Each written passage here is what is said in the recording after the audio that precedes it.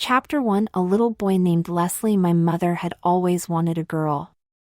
She was strikingly beautiful and feminine, and loved all things girlish, including pretty clothes, jewelry, makeup, and having her hair and nails done. She wanted a daughter with whom she could share all these things, someone who would grow up to be just like her. When I was born, Mother settled for giving me a girl's name. She convinced my father to go along with it because Leslie Nielsen was one of his favorite comic actors. He reasoned that there was nothing feminine about Leslie Nielsen, so I should be okay with the name Leslie too. But I was always a slight, gentle boy who was more interested in playing with girls than boys, and the truth is, that girlish name seemed to fit me. Even when I was a toddler, I used to love to sit by Mother's side while she did her makeup. I was always fascinated by all the pretty colors. Mother would let me play with her old lipsticks. When I tried once to put it on, like her, she laughed and said, "Oh, you silly boy, lipstick is for ladies, not little boys." But even at that very young age, I could tell by the lilt in her laugh that the whole scene seemed to make her happy. Somewhere in my very young brain, I connected femininity with Mother's happiness. And as a little boy who, like most little boys, was madly in love with his mother, that fact was not lost on me. It may not have been conscious, but on some level, I was connecting the dots. There were lots of times when I was a little boy, out shopping with Mother, that people thought the sweet, pretty child named Leslie was her daughter. Of course, it didn't help that she kept my hair long, or that my clothes were somewhat unisex. For example, I might be wearing jeans that were pull-up, with an elastic waist, and no fly. Occasionally they would have some embroidery on the trim. And my top was often something in a pastel color, with a Peter Pan collar and capped sleeves. It never occurred to me that she was buying me those clothes in the girls' department. Every once in a while, when we went out shopping, she would clip a barrette in my hair to keep the hair out of your eyes. You wouldn't think that wearing a barrette would be a big deal, but it often sent a cue to others that I was a girl, not a boy. I didn't mind any of this, and in fact, I didn't know that this was all slightly unusual. Mother never put me in a dress or a skirt, so it never really occurred to me that I was often dressed more like the girls than the boys. During such outings, especially when wearing a barrette, ladies would frequently smile at me and say, "Oh my, what a pretty girl you are." The first time someone had done that, I turned to Mother and said, "But Mommy, I'm not a girl." She shushed me and told me a compliment was a compliment, and that I should thank the nice lady. So, after that, that was what I would do. Although I was the one being complimented, it was Mother who would fairly glow when some woman said I was a pretty girl. Of course, seeing that made Mother so happy, it made me happy. But what really made Mother happy was when some lady would say, "Oh, you are such a pretty girl. You look just like your mommy." That added fuel to whatever suppressed desires Mother had, and it encouraged her to want to dress us more alike. One day, when I was 5, and the bus dropped me off from kindergarten, Mother was waiting for me at the bus stop as usual. She looked very excited. As we walked home, she said she had a surprise for me. When we got home, she took out 2 identical dresses, one for me and one for her. She told me she saw them at the department store, and even though she knew I was not a girl, they were so darling that she just had to buy them. Mother could see that I looked a bit confused at this news. She hugged me and said, "Don't worry, sweetie, I know you are not a real girl. And wearing a dress won't turn you into a girl. I just thought it might be fun for us to pretend for a while." Well, how could I say no to that? As I said, I was in love with Mother, and her happiness at that moment was bubbling out of her. At that point she could have asked me to walk over hot coals and I would have complied. So, Mother dressed us in our dresses.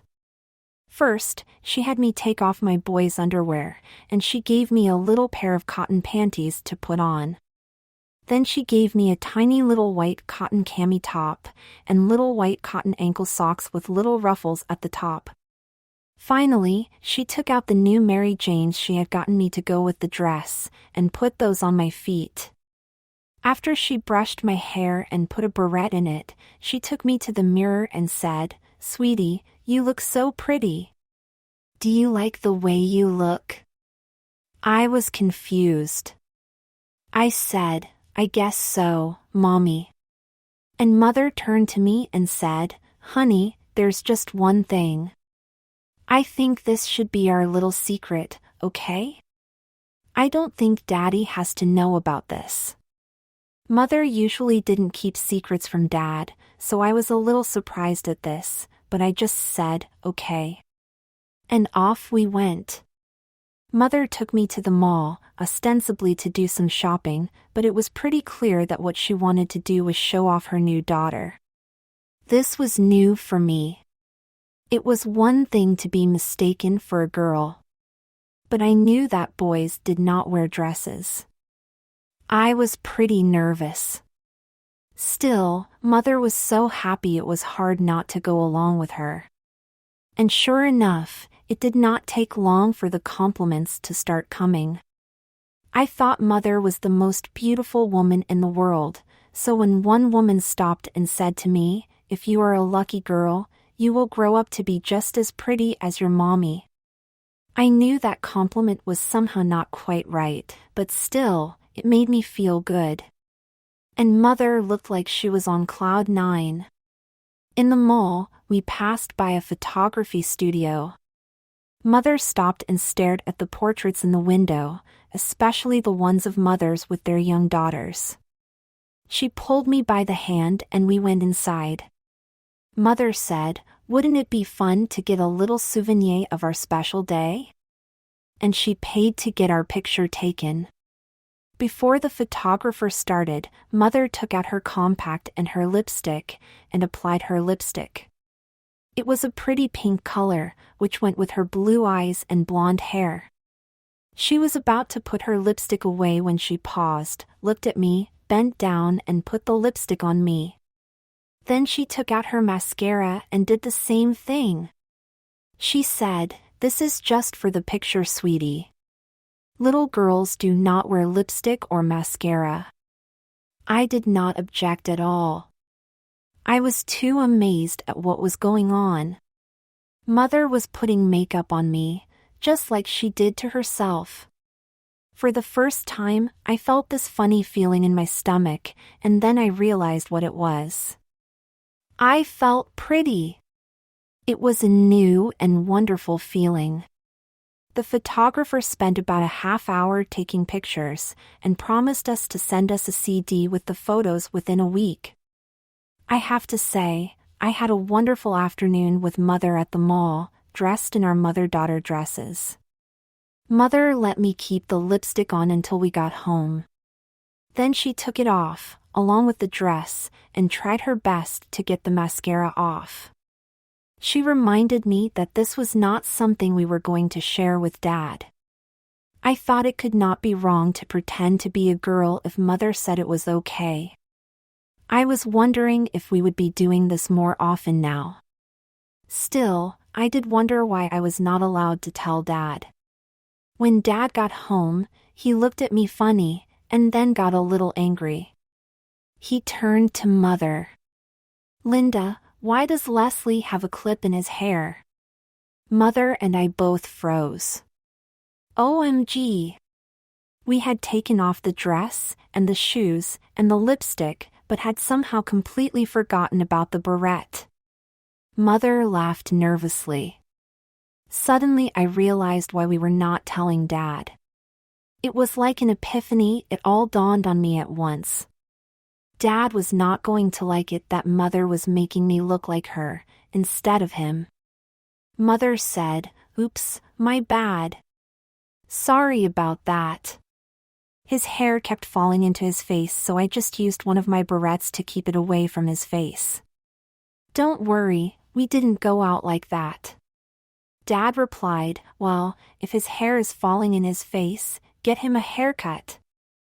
I do not want you putting girls' hair clips in his hair. I was only 5, but I had to laugh a little to myself. I thought, no girls' hair clips, as if there were boys' hair clips. Mother and I thought we had dodged a bullet, that we could just pick up and continue with our little private game, but it was not to be. The next evening Dad came home, and he was steaming.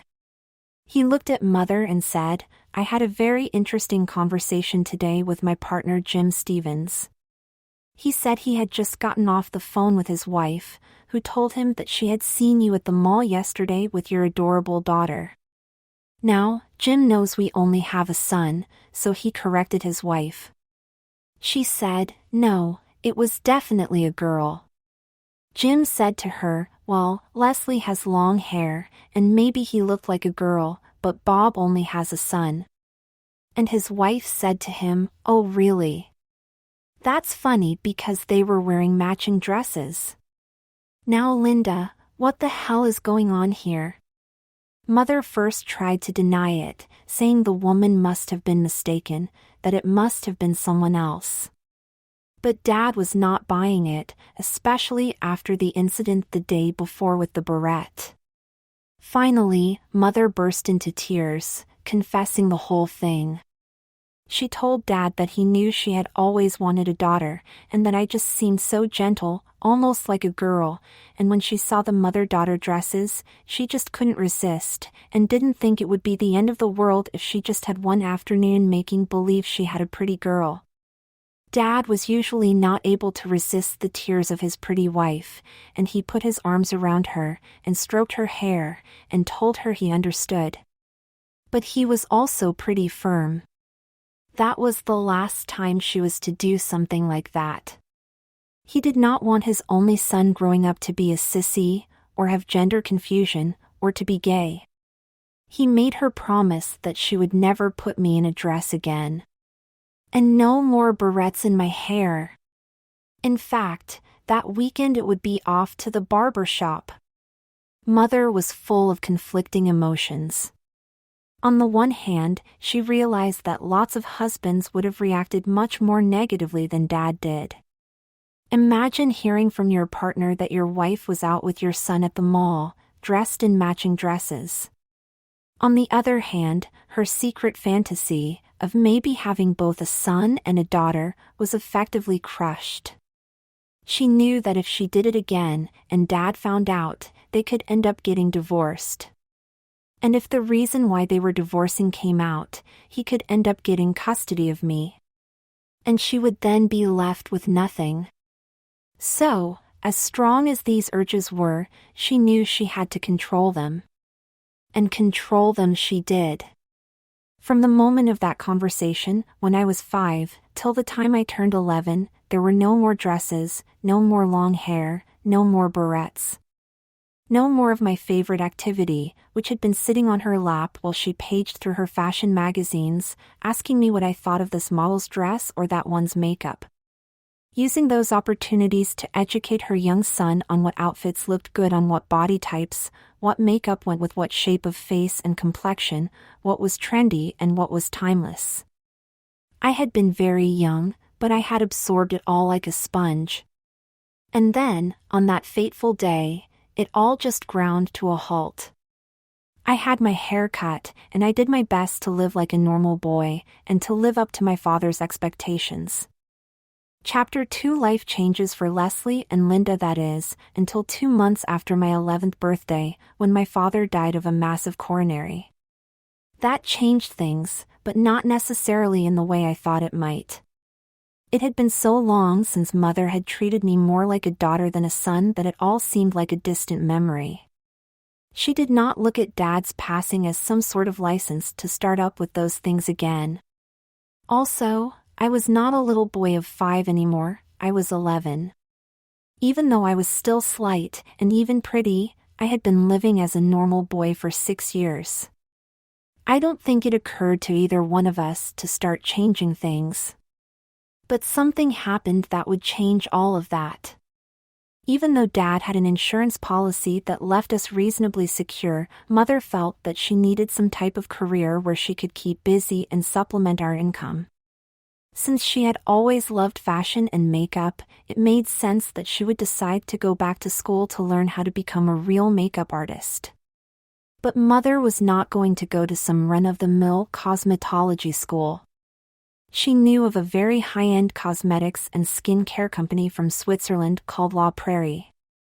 They were very exclusive, and their line was only marketed at high-end spas and through makeup artists. In fact, they had their own program to train their team of artists. These people would then be given an exclusive territory and the right to go out and sell these products. They would send select invitations to women to attend very small gatherings, where the artist would demonstrate the products to the women. Because the women attending these gatherings were typically wealthy, they had lots of money to spend on skincare and cosmetics. And so, the artists did quite well financially. Therefore, the jobs were highly desirable. And since the only way to become a La Prairie makeup artist was to go through the program, gaining admission to the program was quite competitive. But Mother was elegant and beautiful, and was already an expert at applying her own makeup. In other words, she would make the perfect La Prairie representative, and the admissions committee recognized that and promptly admitted her. Mother was ecstatic at beginning this rigorous training program. It was the start of a new life for her. And she approached it the same way she approached everything in her life, determined to master it, and to be the best. And, how to become the best at something?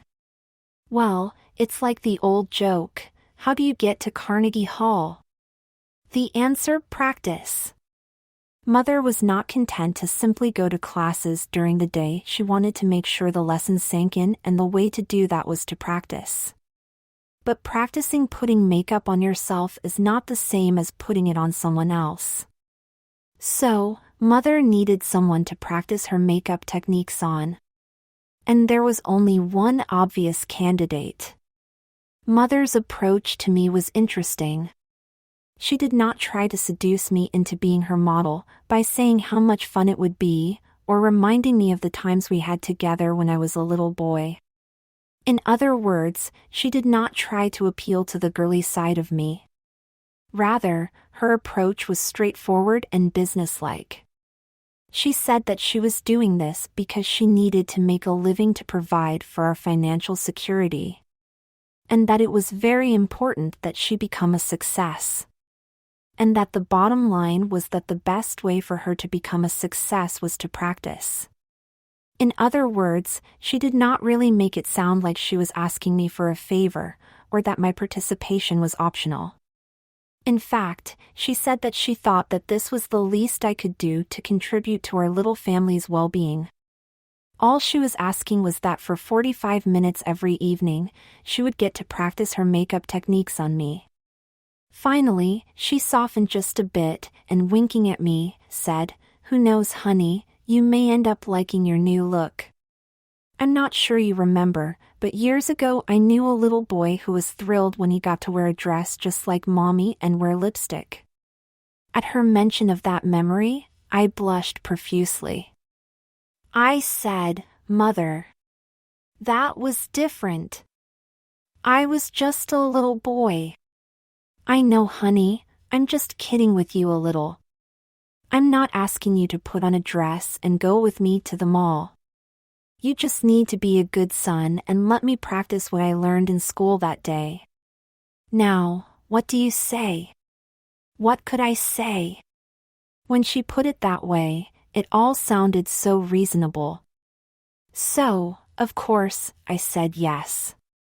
And that is how our little nightly routine started. Mother would get home, cook us dinner, I would clear the dishes, and then I would sit down at her vanity.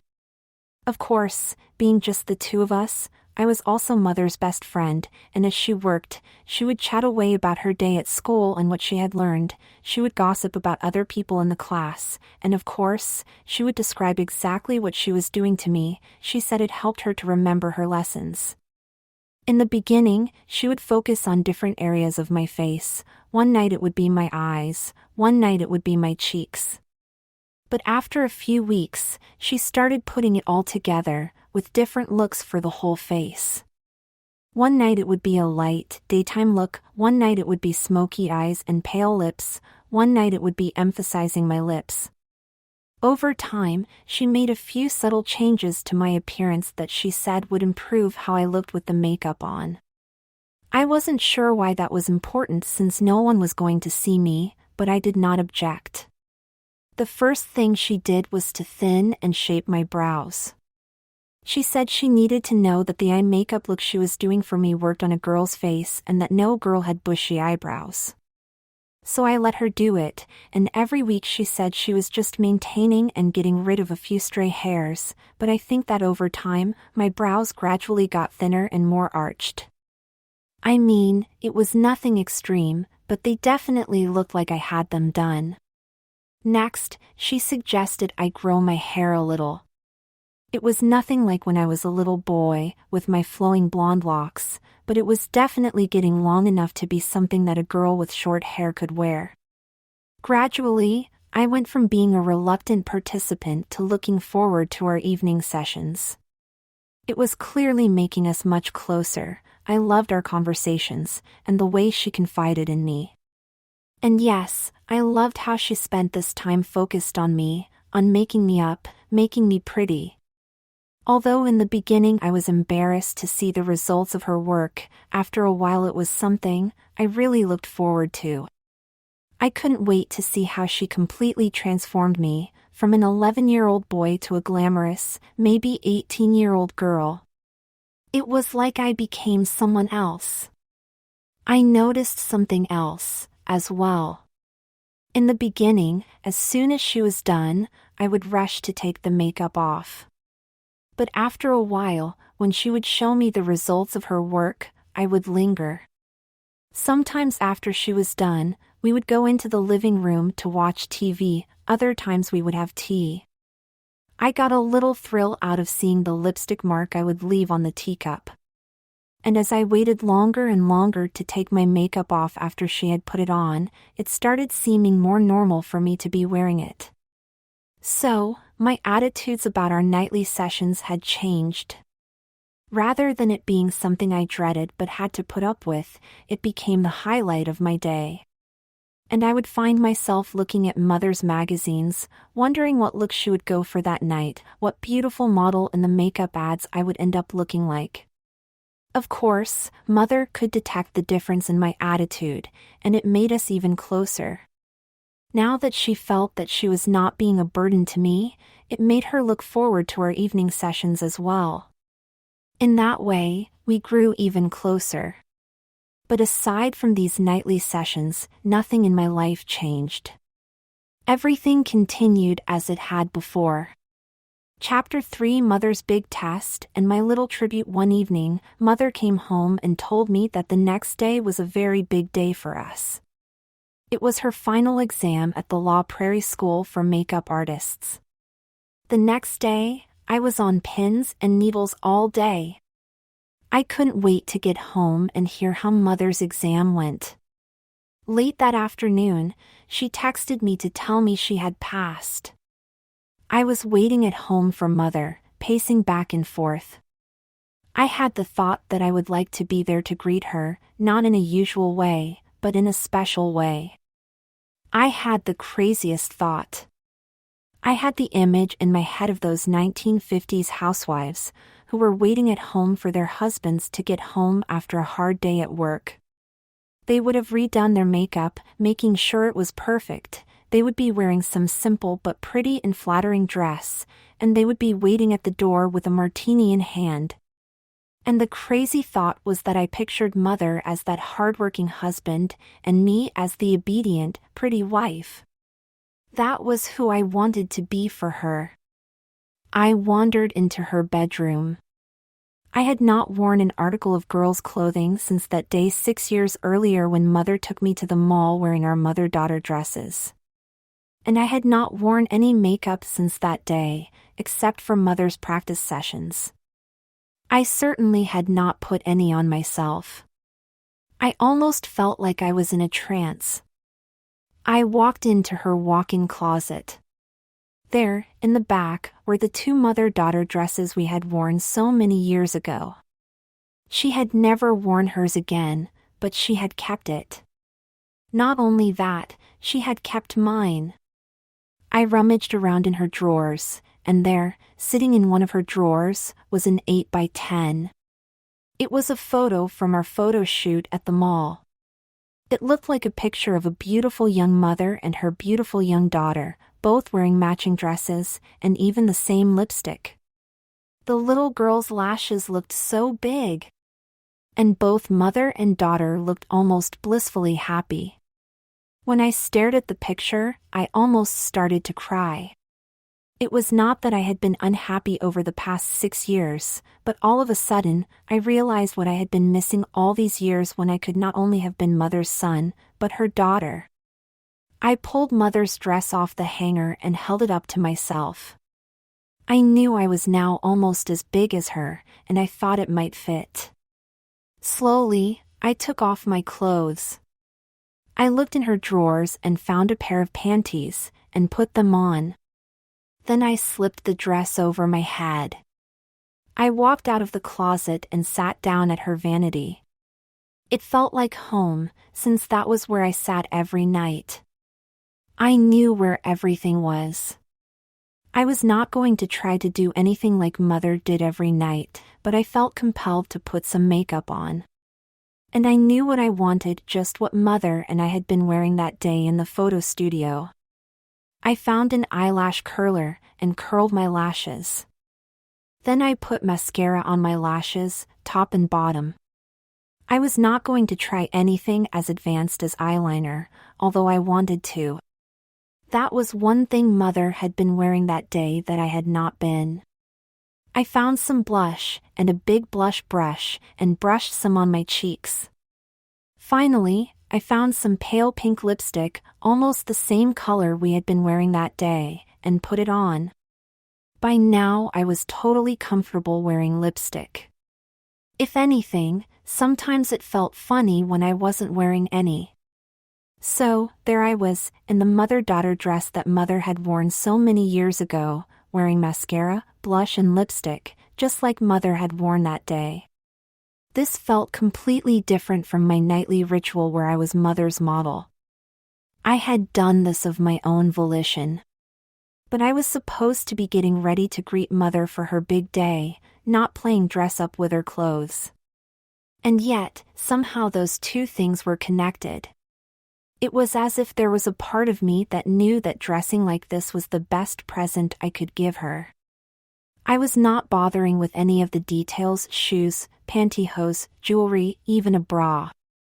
It was almost as if putting on the dress and makeup was all I could do. I did see Chanel No. 5 perfume on her vanity, and I couldn't resist spraying a little on my wrists. Thinking back, I realized that it was not so much that I was trying to dress and pass as a young lady, as I was paying homage to my mother. What is the expression? Imitation is the highest form of flattery.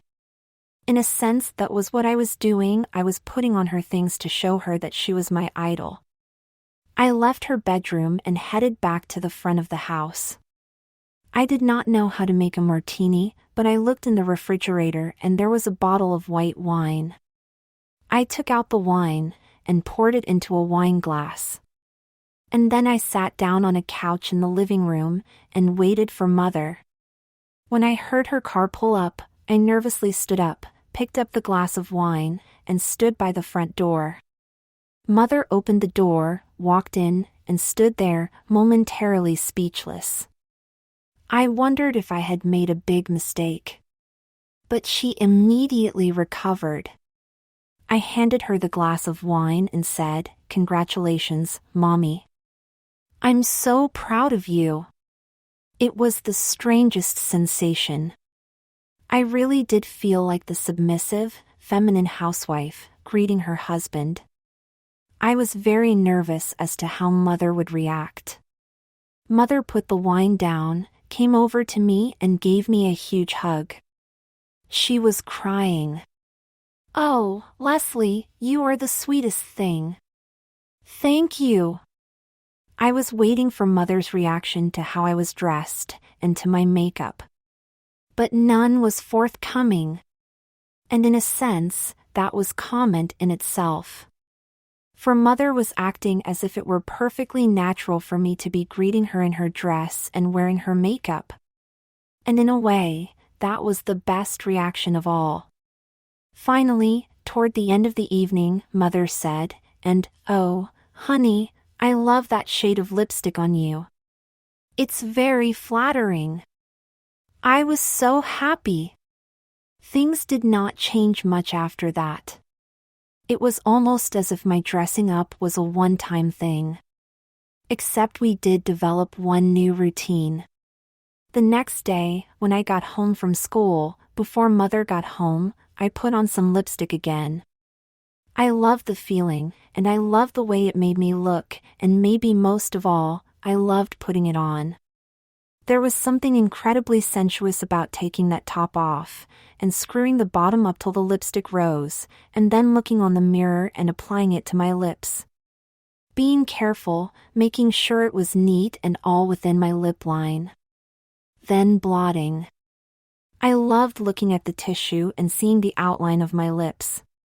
Finally, applying another coat once again, Mother walked in and greeted me as if nothing were unusual. And again, later that evening, she just casually said, "Honey, I love that shade on you. It's very becoming." Chapter 4. I model for the ladies. A few days later, Mother came home very excited. She said that the company had helped her to schedule her first presentation. They had given her a list of wealthy, society women in the area who they thought were good candidates for their products. They had helped her create and send out the invitations. There were 15 women on the list, 8 of whom had responded yes. The event was to be held at the home of one of the women. In return, she would get a discount on any of the products she purchased. I was so happy for Mother. All her hard work was going to pay off. Then she dropped a little bomb. She said, "Honey, I have one more favor to ask of you. See, here's the thing. This event is super important because it's my first one. These women are the trendsetters around here. If I do a good job with them and they are happy, then other women are going to want to sign up for my get-togethers because they want to be like these women. Do you understand?" I said that I did, although I was not sure where this was going. Then she said, "So, honey, the thing is, I have been practicing on you every night for months. I know every contour of your face. I know just what makeup to use on you to make you look fabulous. I know I can do a better job on you than on anyone else. Plus, I have been thinking about my pitch. I would say, ladies, if I can take an 11-year-old boy and turn him into a stunning young lady, imagine what these products can do for you. So, Leslie, I am asking you, just for this once, to be my model. What do you say?" Once again, what could I say? After all of her hard work? Of course, I said yes. Mother was overjoyed. She said, "I will pick you up something to wear. And we'll stop by my salon just to give you a little trim. I want you to have a hairstyle that will be most flattering to your face. Show off those beautiful cheekbones." Her mood and expressions were all familiar. And then I remembered the last time I saw her this happy. It was that day she was waiting at the school bus to tell me about the mother-daughter dresses. So, I wondered whether she was happy about being able to use me as her model, or if there was more, whether she was again getting to relive her fantasy. I guess on some level, it didn't matter to me. All I knew was that Mother was happy. And when Mother was happy, I was happy. The next day, Mother took me to her salon. Her stylist gave me a cut which was ostensibly androgynous, but definitely on the feminine side. I was a little nervous about how people would react, but the truth is, I loved it. When we got home, Mother laid out the outfit she wanted me to wear. Like the haircut, it was androgynous, but with a feminine tilt. The top was a knit, blue and white striped, 3/4 length sleeve with a scooped neck. The bottom was a pair of white capris. On my feet I wore a pair of flat white sandals. Mother told me the idea of the outfit was to make me pretty and presentable, without making me look too much like a girl, and without taking any attention away from my face and her makeup. Mother had a sly look on her face as she gave me the underwear she wanted me to wear. Personally, I think you are a little young for a thong, but those pants are tight and we do not want you having a panty line. And with that, she handed me the sexiest, tiniest pair of underwear I had ever seen. Mother had a special aluminum suitcase that held all of her makeup, all of her brushes, all the tools of her trade. I picked up the suitcase and followed her out the door. We drove for about 15 minutes to a very upscale town next door to ours. The house was huge. The owner of the house greeted us at the door. I would say she was in her early 40s, and quite pretty. We walked into the living room and there were all the ladies. The owner introduced us. Even though it was still afternoon, they were not drinking tea, they were drinking cocktails. Everyone seemed to be in a festive mood. And the women all seemed surprised to see me, but were very nice. One said, "And who do we have here? Is this young lady your assistant?" And Mother said, "Oh, this is my son Leslie." Yes, he is my assistant, but he is more than that. Leslie is the best son a mother could have. In fact, when I was going through my training, Leslie was my practice model. A few eyebrows were raised at that, but Mother continued. I thought I would bring Leslie to demonstrate on. You see, I think when you see what these products can do for an 11-year-old boy, you will know they will be able to do wonders for you. With that, I sat down on a stool in the center of the room, and Mother got to work. Just like she had done with me, Mother was chit-chatting away with the ladies, explaining her technique. The first look she was going for was a lighter daytime look. She put a fair amount of makeup on me, but the results were subtle. She did put on eyeshadow, but she used a neutral palette. The women were amazed at how I was turned from a boy into a pretty teenaged girl. Everyone was very excited, and started asking about the products. Mother asked them to wait. She sent me into the powder room with some makeup remover, and told me to clean everything off.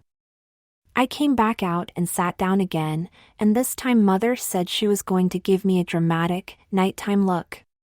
She went to work with lots of mascara, and blush, and black eyeliner, and dark lipstick and eyeshadow. When she finished, you could hear a pin drop. Then the women started applauding. They were all shouting, "Oh, Leslie, you look gorgeous." Mother started taking orders. For many of these women, money was no object, and they were spending hundreds and even thousands of dollars. Mother was trying to act cool and calm, but I could see how excited she was. Finally, she said, "Honey, why don't you go back into the bathroom and take off your makeup?" I got up, when one of the women said, "Oh, Linda, that seems like such a shame. You spent all this time, and well, he looks fantastic. Leslie, honey, maybe you want to leave it on for a while. Not too many boys get to be a beautiful woman, why don't you enjoy it?" I smiled, looked at Mother, who nodded her assent, and I stayed where I was. I did feel very glamorous all made up like that. For some reason, it was very different to be that way in a room full of women versus being alone with Mother in our house. All the women gave me and Mother little air kisses goodbye as we headed out the door. When we got to the car, Mother told me how proud she was of me. She said she meant it when she told those women I was the best son a mother could have. And then she said, or daughter, for that matter. And then she handed me a box. Inside was a gold, heart-shaped locket on a fine gold chain.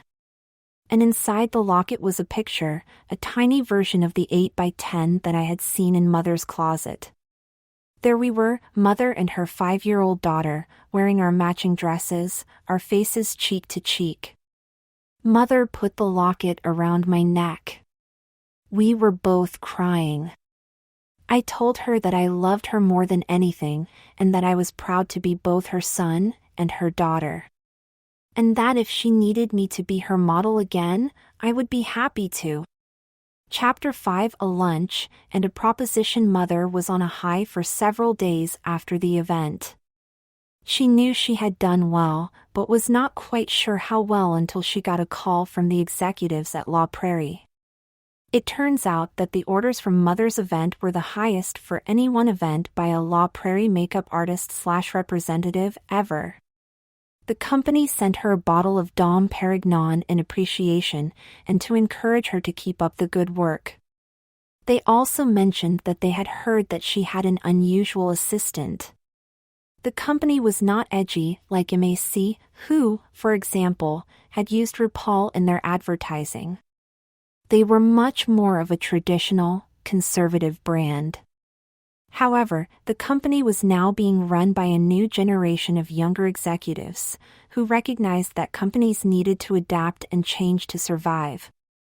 They looked at Chanel and Burberry as models. Companies that had once been somewhat staid had rebranded themselves with more modern designs and edgy marketing. La Prairie would not do anything to cheapen their brand, but they were open to new ideas. And they had heard rave reviews from the customers who had attended Mother's makeup demonstration. So, at a minimum, they were intrigued by the reports of this pretty young boy who had been a positive influence on the buying decisions of their customers.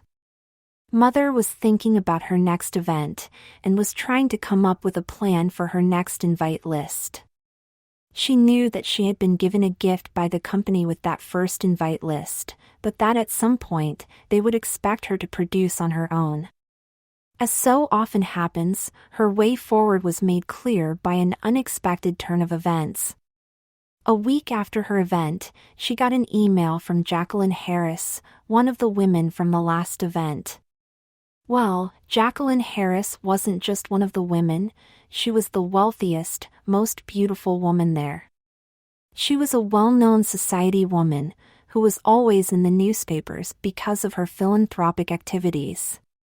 Here is what she wrote: "Dear Linda, what a lovely time I had last week. The products I ordered came in just 2 days, in a beautiful package, with a lovely personal note from the company. It's always a pleasure to do business with a company who knows how to treat their customers. I would love to invite you to lunch at my club. Are you free Tuesday or Wednesday next week? I hope so. Fondly, Jackie Harris. P.S. That son of yours is so adorable I could just eat him up. I know you know how lucky you are to have such an obedient, beautiful boy." To say the least, Mother was thrilled to receive that email. Mother was not a social climber, so it wasn't that she really cared about being seen having lunch at the Society Woman's exclusive club. But she was also pragmatic, and she knew that she was just launching this business, and having a client like Jackie, who also seemingly wanted to befriend her, could only be good for business. So Mother happily accepted. Mother shared her excitement about the lunch with me. We spent hours talking about what she should wear, how she should do her hair, etc. Mother was one of the few women in the area who was more beautiful than Jackie. Should she be worried about outshining her new friend, and therefore play down her appearance? On the other hand, she was a spokesperson for a line of beauty products, so naturally she wanted to look as beautiful as possible. I encouraged Mother to go for it and make a statement about her company by looking as fabulous as possible. Although Mother looked a little dressy for daytime, she told me that women at this club tended to dress up, and that with an LBD you were always safe. Of course, Mother was so pretty that she could have worn a potato sack and no one would have noticed. As usual, and as befitting a makeup artist, Mother's makeup was impeccable. Jackie met Mother in the lobby of the club. She was very gracious. There was a steady stream of people coming over to greet her, and Jackie introduced all of them to Mother. It was becoming obvious how helpful Jackie could be to Mother's business. Jackie and Mother strolled into the dining room and were seated by the maitre d'. Jackie was making small talk about the season's fashions, complimenting Mother on her outfit, etc. Mother suspected Jackie had some kind of agenda, not just a casual lunch, but she assumed that Jackie would get to it when she was ready. Finally, Jackie said, "Linda, I'm a big believer in you and La Prairie. I would like to help you, if I can. Have you sent out invitations to your next get-together?" Mother replied that she had not. "Well, I would be happy to host the event, and not only that, I can give you 24 names of women who would love to come, especially if it's at my home. That should be enough for your next 2 events." Mother was speechless. "Oh, Jackie, I don't know what to say." "That's incredibly gracious of you." Jackie continued. "Oh, it would be my pleasure. I do have one favor to ask in return though." Mother was suddenly on her guard. What favor could she possibly do for this rich and beautiful woman? She had suspected that this all seemed too good to be true, and now she was waiting for the other shoe to drop. And drop it did. Mother said, "Well, Jackie, of course I would be happy to help you in any way I can." And Jackie replied, "Oh, thank you, Linda. I am hoping you can help me. You see, it's about our children. My son Tommy, he's very, very bright. In fact, some people say he's almost a genius. He has skipped 2 grades. So, while he's only 14, he is in 11th grade. But while Tommy is very bright, well, let's just say he's socially awkward." Jackie giggled a little and said, "I assume he gets that from his father's side." Mother was starting to breathe a little easier. She was imagining that Jackie was going to ask about a play date with Leslie. And of course that would be fine. Who cared if Tommy was a little awkward socially? But Mother had relaxed a moment too soon. Jackie continued, "So, Tommy is having his junior prom in 2 weeks. I know he would love to go, and feel just like the other kids. But of course, he does not have a date. And well, the truth is, while seeing the magic you worked on your beautiful boy last week, I had an inspiration." Mother waited. She could not imagine where Jackie was going with this. "So, I was thinking, Leslie is utterly convincing as a beautiful young lady. And it's not his school, and no one would know him, and well, I thought that Leslie could be Tommy's date.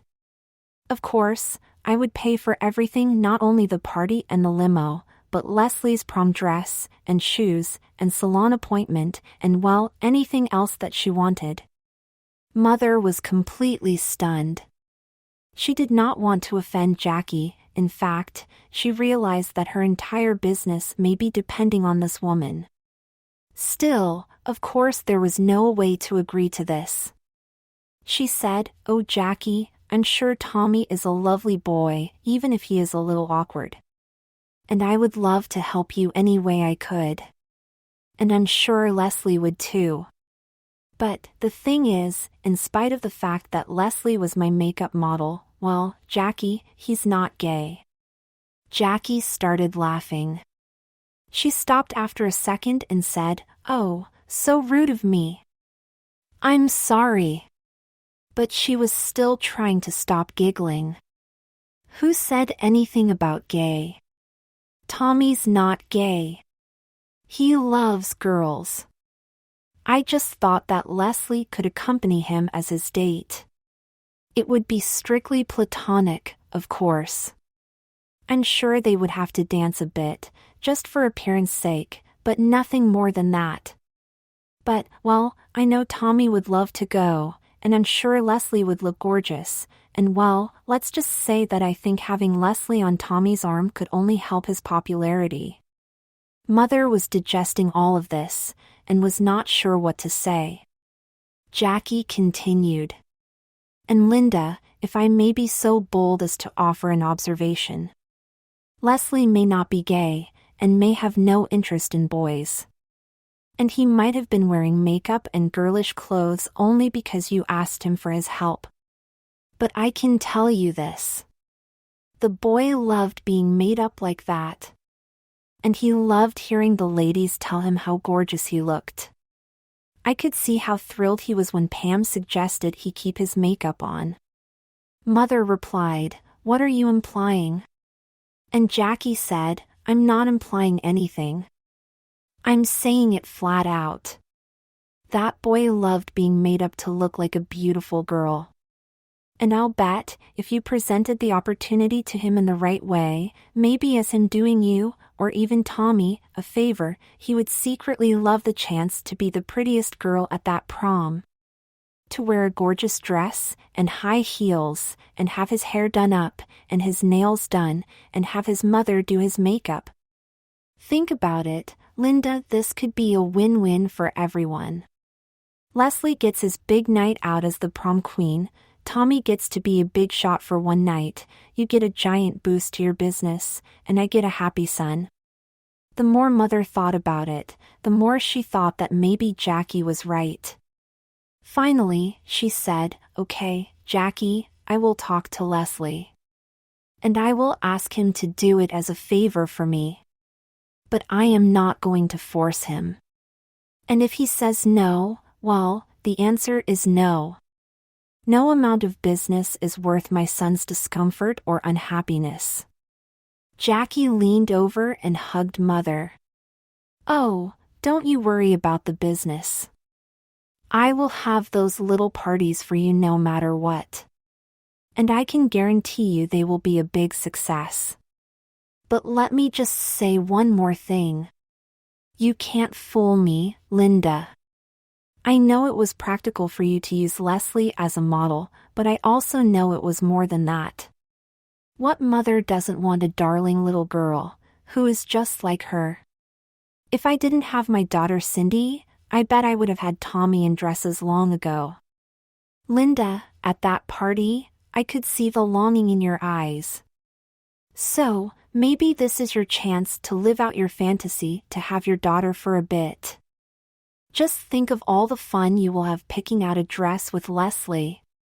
Of course, Jackie could not have known how on target she really was, how all of this was almost a replay of what had happened with me and Mother 6 years earlier, when she had let herself live her fantasy for one brief afternoon. It did seem like a perfect chance to have that magical moment back again. The more Mother thought about it, the more she realized that Jackie was right. It had never been just about the training, or building her business. She realized that on some level, she had come up with an innocent way for her to have me in makeup. And here was the chance to take it to the next level. She wondered whether it was going to be difficult to convince me. Chapter 6 Mother's makeup model becomes a prom princess. This day when I got home from school, Mother was already there.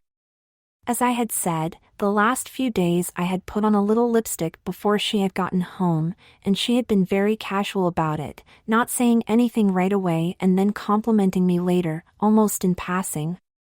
But today, she said, "You know, Leslie, I love what you have been doing with your lips the past few days.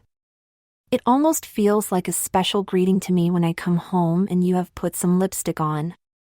Are you doing that for me, sweetie?" I blushed furiously and said, Well, I am doing it for you, Mommy, but I am also doing it for me. I like to put it on, and I like the way it feels, and the way it looks when I am wearing it. Mother gave me a hug and said, "You are the most precious child. I love you so much." I said, "I love you too, Mommy." And then Mother said, "I got you a little present." I suppose we should only be wearing La Prairie products, but I was out shopping today, and I was at Bergdorf's, and I couldn't resist stopping by the Chanel counter. I found the prettiest lipstick, and the first thing I thought was how lovely it would look on you. Mother took out a new Chanel lipstick. She took the top off and began turning the bottom. "Come here, you sweet boy. Mommy is going to make your lips pretty and kissable." Mother started applying the lipstick to my lips. All the things I had said about why I liked lipstick were true, but there was more. When I was wearing lipstick, I felt completely submissive, and I liked feeling that way around Mother. That was why I had put the makeup and dress on the day she passed her exams. It was that funny feeling of feeling like her wife. Mother knew me very, very well, and I can only imagine that she knew that that was exactly the effect her putting lipstick on me would have. So, basically, right now I was putty in her hands. And the way she talked to me made me even more so. "Oh, so pretty. Are you Mommy's pretty girl?" I did not answer, but instead looked down at the floor. She continued, "Well, Princess, are you?" She put her finger under my chin and raised my face up to look directly at her. Whatever ability I had to resist Mother in theory completely evaporated when I had to look into that perfect face. "Yes, Mommy." "Yes, Mommy, what, sweetie?" "Yes, Mommy, I'm your pretty girl." It was basically over right there. I would say yes to anything she asked of me. Mother gave me a brief, gentle kiss on the lips. "Yes, Princess, you are." A little while later, Mother said to me, "Honey, I brought home a new magazine. Would you like to look at it with me?" Looking at fashion magazines with Mother was one of my favorite activities. She knew I would never say no to that. I came over and sat down next to her on the couch. The magazine she was looking at was not her typical magazine Vogue or Glamour.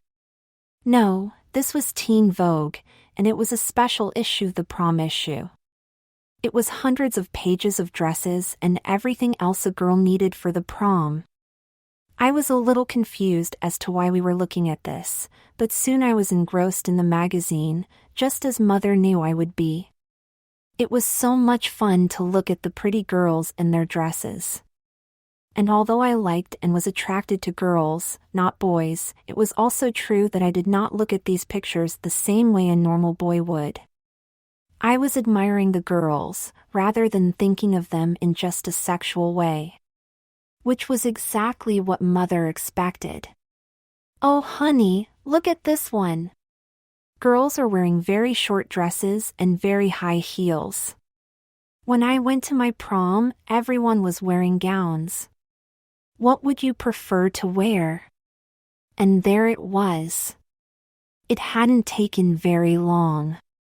I had been home from school for only a little over an hour, and here I was, on the couch with Mother, wearing lipstick, telling her I would rather wear a short tight dress rather than a formal gown to the prom. Now, broaching the subject of me going with Tommy would not seem so crazy. "Oh, honey, wouldn't you love to really do it? To really go to the prom? To get all dressed up in a beautiful dress and heels, and to have your hair, nails, and makeup done? Wouldn't you love that?" I stopped for a moment. "Well, yes, Mommy, I guess I would. It does sound like it would be amazing. But I like girls, Mommy, not boys. And two girls cannot go to the prom." Mother replied, "Oh, don't be silly. In this day and age, I'll bet two girls could go together. But anyway, that's not the point. What if you could get to go as a beautiful girl, and the boy you went with was just a friend? Wouldn't that be okay? You could get to feel like a real girl for the whole night, but you would not have to worry about doing anything yucky with a boy, like kissing him. Well, I guess that would be okay, but why are you asking me this? Why are we having this conversation? Mother came out with it. She told me the whole story. I have to say, I was a little freaked out. I loved Mother more than anything, and wanted to make her happy, but going with a boy to the prom was definitely not the same thing as being her makeup model. She told me that there was no pressure, that I could think about it, and that whatever I decided to do would be okay with her. But then she added one thing. Sweetie, I do not want you to think about my business, or that Jackie Harries wants a favor from me. The only thing I want you to think about is that day you and I had so long ago, how magical that day was for both of us, and how this could be a chance for us to do that again. LOL, well, that was subtle. Mother had one more trick in her bag. When I got to my bedroom later that night to get ready for bed, there was a frilly little baby doll nightie with a note attached to it. To my prom princess. Thought you might like sleeping in this. Sweet dreams. Love, Mommy. I put on the nightie and fell asleep, and did in fact have wonderful sweet dreams about being the belle of the ball. The next morning, I came down to breakfast and told Mother exactly what she wanted to hear, that I would be Tommy's date for the prom. She was ecstatic, I think as much for the fun she thought she and I would have as for her business.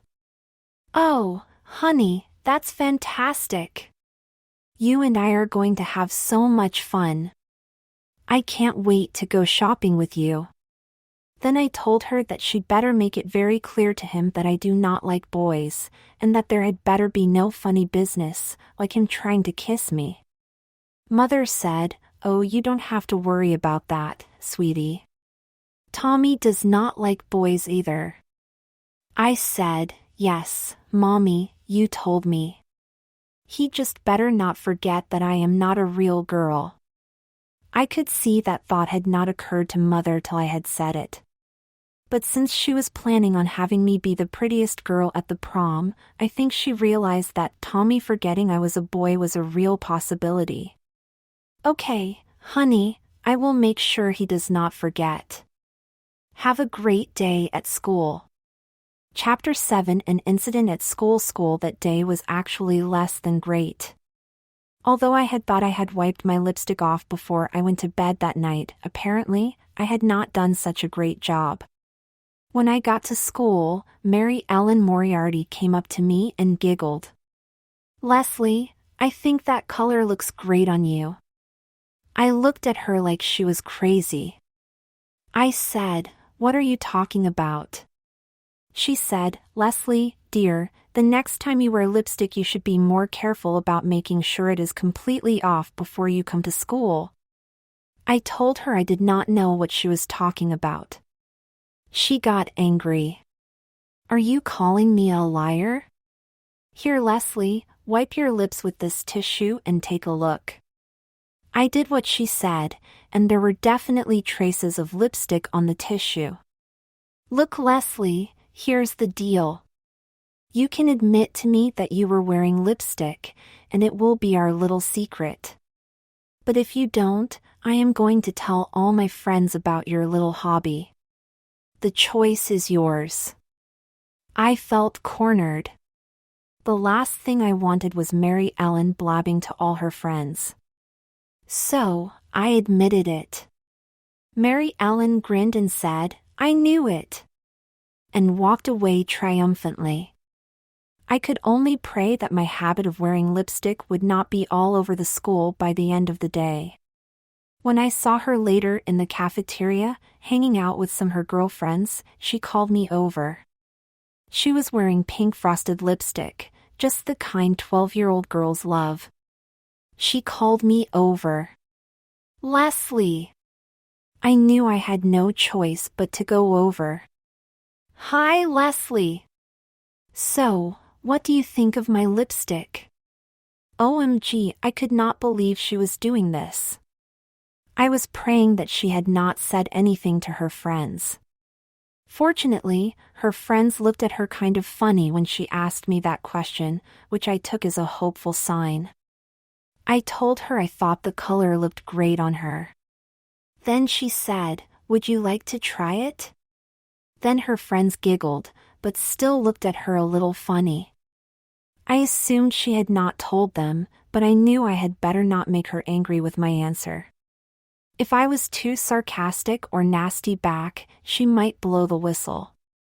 So, I just smiled at her and said, "Well, thanks for the offer, Mary Ellen, but I think I will pass."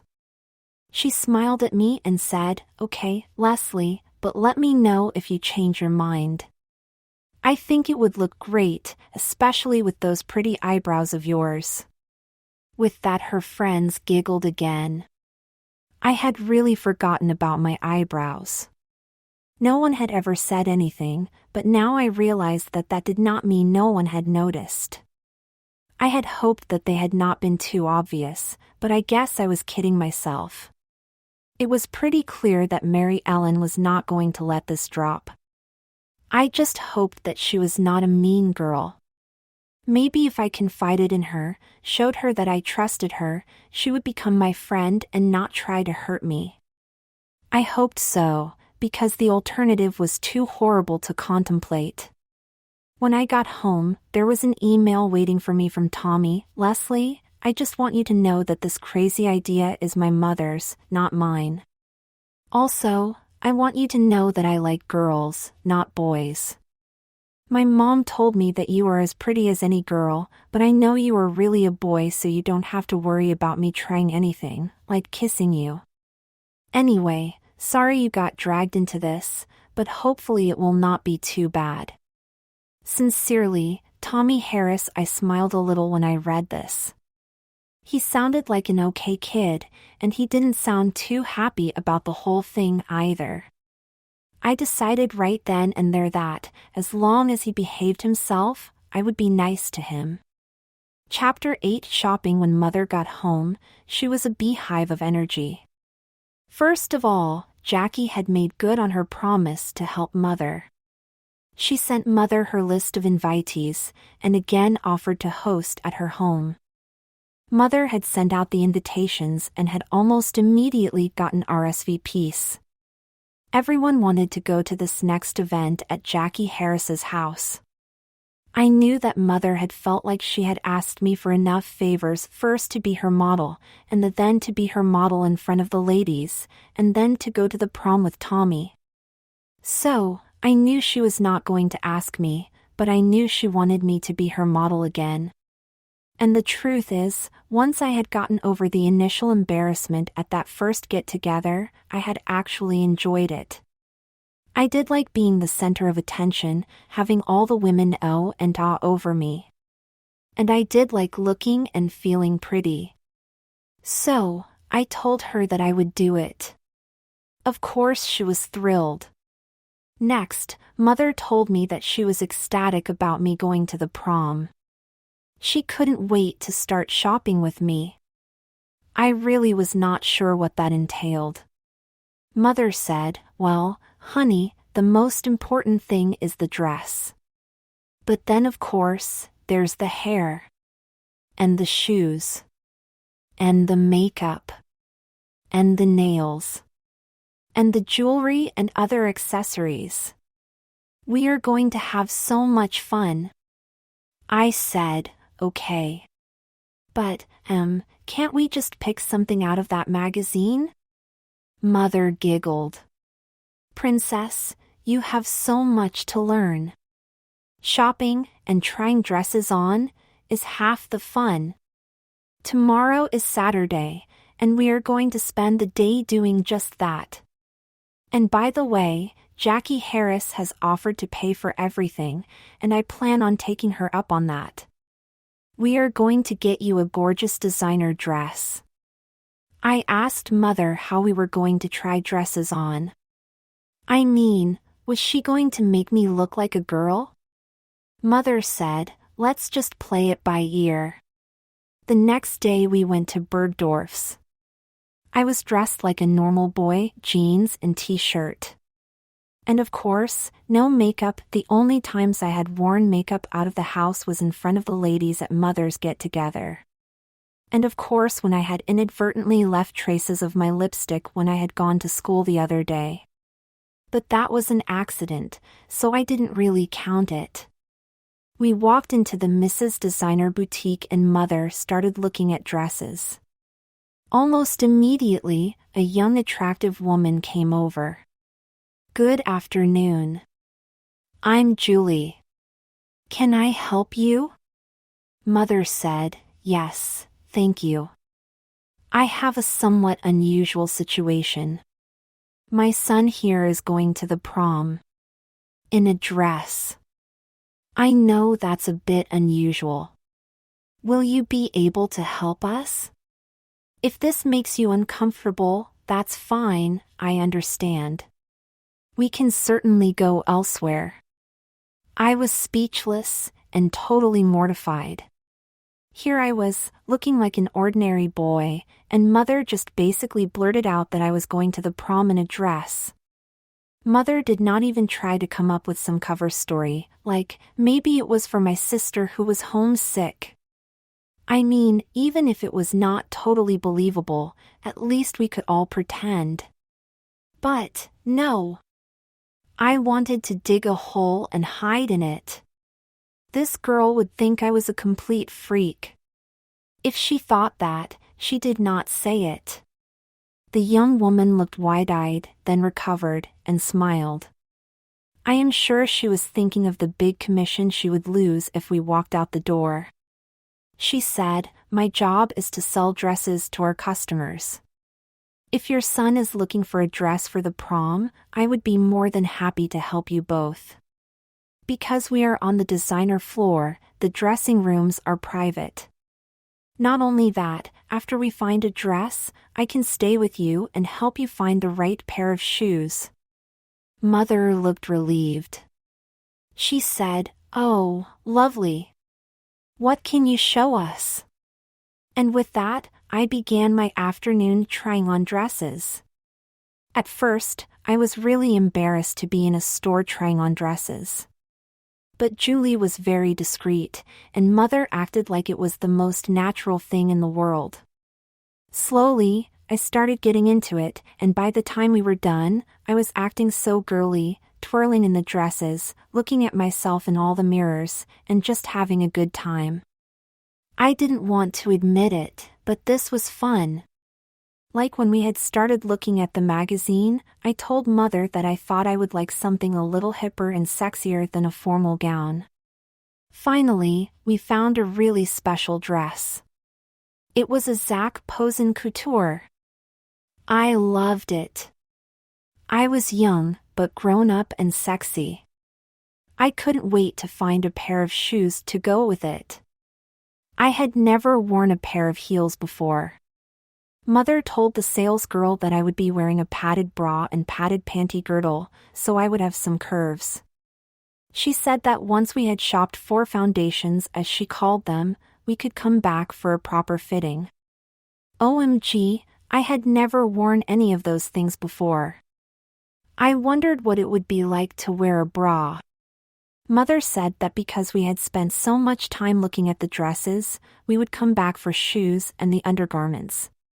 On the way home, Mother said, "Oh, honey, wasn't that fun? You are going to look stunning in that dress. We will find you some very pretty underwear to give you some curves, and we will find a sexy pair of shoes for you." And then she giggled, all courtesy of Mrs. Harris. The next day was Mother's event at Mrs. Harris's house. It went just like the first event, except that Mother and I were both much more relaxed. It was a huge hit, maybe even bigger than the first one, because these women wanted to be included in that first tier. Just like the first event, the women could not have been nicer or more flattering to me. Now, I was not so nervous. I loved being made up in front of all these women, having them tell me how pretty I was, that I should have been born a girl. Once again, I left with my makeup still on. I felt so grown up walking outside with my face fully made up like that. The only thing that gave me any second thoughts at all was wondering where all of this was going. I mean, I enjoyed all of these girly things, trying on dresses and wearing makeup. And I loved how close it made me feel to Mother. But the incident with Mary Ellen was like a warning shot. I felt like I had these two lives, my normal, at school, boy life, and the one at home, where I would put lipstick on before Mother came home. But, with being her model for these presentations, and now going out shopping for the prom, these lines were beginning to blur. How did I go from Mother telling me I had no choice but to let her practice her makeup techniques on me, to going to a prom dressed completely as a girl? And why was I enjoying it? What was going to become of me? Chapter 9 Second Thoughts about the dress. Mother couldn't stop thinking about the dress I bought. She understood why I liked it. It was sexy and hip. But the more she thought about it, the more she thought that it was inappropriate, both because of my age and because of the event. I was going to a prom, not a nightclub, and she kept thinking that I should have gotten something more formal and more age-appropriate. She was glad that we had not done any alterations yet, so she could return the dress. She decided to head back to Bergdorf's and pick out a few things and bring them back for me to try on in the privacy of our home. When she mentioned her concerns to me, I realized that she was right. I had gotten carried away with feeling older and sexy. And maybe I was trying to impress Julie the salesgirl. But I did not want to stand out or draw too much attention to myself. So, I was thrilled when I got home and Mother had laid out a selection of dresses for me. And since we were home, she decided to take things a little further. She said, "Honey, let's get the full effect. I am going to run a bath for you, and then help you shave your legs. Then we can put on pantyhose, a padded panty girdle and a padded bra. We now have the same shoe size, so I can lend you a pair of my heels. This will be like a little dress rehearsal. Just think your first time wearing a bra." We did exactly what Mother said, and I have to say, the whole experience was unbelievably erotic. As much as wearing makeup made me feel feminine and sexy, it was nothing compared to putting on pantyhose over my smooth, shaved and moisturized legs. The padded panty girdle gave me some curves, and kept things somewhat in place. But I was very aroused. And putting on a bra was like nothing I had ever felt. There was something about feeling how it bound my chest, almost caressed it, that I knew was like nothing a boy ever felt. Basically, I felt exquisitely and completely feminine. And it was the most wonderful feeling in the world. I walked into Mother's bedroom wearing my lingerie, lol, a word I much preferred to Mother's term foundations. These were the dresses Mother had selected for me. I could see that Mother had respected my desire for something short. After all, I thought that my legs were my best feature. But even though they were short, they all seemed a bit more appropriate for the occasion. And they were all incredibly feminine. I wasn't sure which one was my favorite. I wondered whose opinion I could ask. Too bad that Mary Ellen was not my friend, and sure she would have an opinion. I could ask Tommy, but I did not want him getting the wrong idea that I was starting to think of him as a boyfriend or something. I wish there was someone I could ask. There was something about the gray one that appealed to me. I pictured myself with chandelier earrings, and maybe even long white gloves. I know they were old-fashioned, but so ladylike. I had fun modeling each dress for Mother. She encouraged me to strut my stuff, kind of like on a catwalk. She would clap and whistle each time I came out in a different dress. She told me her favorite was the first pink one. She described it as a confection. That made me giggle because I thought of cotton candy. Anyway, Mother told me I could think about it, but that she thought I could not go wrong with these choices. We both agreed that all 4 dresses were better than the green one. Chapter 10. Another special lunch date. The next day, Mother got a call from someone at La Prairie. It was Jim Hines, president of North American Sales. He told Mother that she had caught the eye of senior management with her phenomenal start. Of course, they wanted to encourage her and to assist in any way they could. He jokingly referred to her as their new secret weapon and said he and his team were dying to meet her. Would she be available sometime next week for lunch? Mother was beyond thrilled. Of course she was available.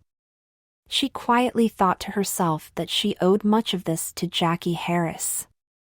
And of course, it was Jackie's idea to have Leslie go to the prom, an event that had quickly become the most important thing not only in Leslie's life but in hers as well. Her trip to Bergdorf's with Leslie was something she would always treasure. Jim wasn't done. Linda, I should tell you that, as much as we have heard great things about you and your expertise, I have heard even more about your son. There has been a huge amount of buzz inside the company about this beautiful boy who you have been using as your model. And I have to tell you, we have been intrigued by your ingenious marketing line. If our makeup can do this to an 11-year-old boy, imagine what it can do for you. So, Linda, we would love to have you bring your son to lunch with us. Is that okay with you? Mother told Mr. Hines that we would both be there. We were to meet him that coming Saturday at the Four Seasons restaurant in Manhattan, a place famous for the movers and shakers who ate there and did deals. When I went to school the next day, I made sure that I had no traces of lipstick on my lips from the night before. I just hoped that Mary Ellen would not take a close look at my legs. Sure enough, Mary Ellen was waiting for me in the cafeteria. And she did ask me again if I liked her lipstick. She quietly leaned over and whispered, "Are you wearing any lipstick, Leslie?" I looked at her and said, "Please don't be mean to me, Mary Ellen." That seemed to be just the right thing to say. Her look seemed to soften. And I got the feeling that maybe this mean girl actually might have liked me a little bit. She said, "I'm sorry, Leslie, you're right. I shouldn't be having fun at your expense. Anyway, I think it's kind of neat that you wear lipstick. If you ever want to come over and play with some of my makeup, we could do that." I looked at her and said, "Well, Mary Ellen, that sounds like fun. Could I trust you not to tell anyone?" Mary Ellen smiled a big smile. She said, "Leslie, your secret is safe with me. Promise." With that, she gave me a little hug. Wow, things were changing. Mary Ellen was the last person who I expected to become my friend.